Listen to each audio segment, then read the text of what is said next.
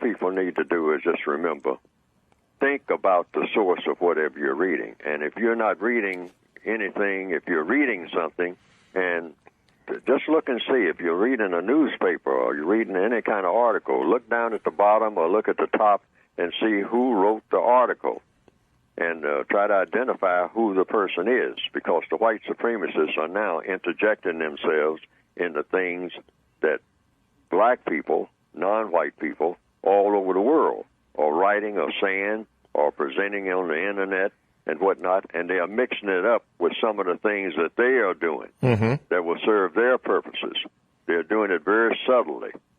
So if everybody identifies him or herself as, you know, and also you can presumably find out if a person's name is Louis Jones or whatever, or Emma Smith.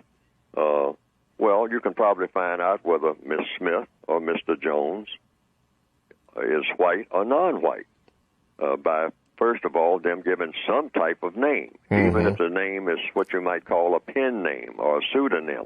That's okay if a person wants. People can call themselves by whatever they want to call themselves, but at least be able to identify the person so that you can distinguish between one person and another. And that if Neely Fuller is saying something, you know Neely Fuller says this. Now, if somebody else says something, then you say, well, now, Henry Thornton says this. And Henry Thornton is white, and he's saying this about what Neely Fuller said. This is okay, too, you know, but identify yourself by some type of handle. Otherwise, you got what? The one thing that the white supremacist always wants, and that's confusion. Because confusion